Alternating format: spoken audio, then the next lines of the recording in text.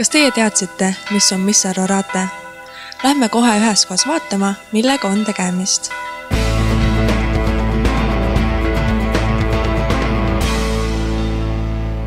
Missa Rorate teeb eriliseks see, et see toimub advendi ajal varahommikul ning vaid küünlavalges. Kastke, taevad, ülalt ja pilved pange voolama õiglus. Just nendest laulusõnadest pärineb advendi missa, kus austatakse pühimat Neitsi Maarjat, advendi eestkostjat.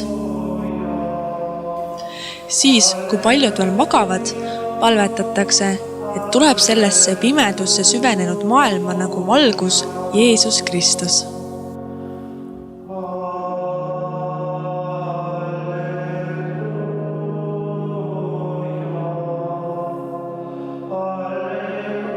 Tallinnas toimub missa Rooma katoliku kiriku Peetruse ja Pauluse katedraalis teisipäeva varahommikuti kell 7. Kui ka sinul on mõni huvitav küsimus, siis kirjuta mulle või jäta oma küsimus kommentaaridesse. Ilusat jõuluaega!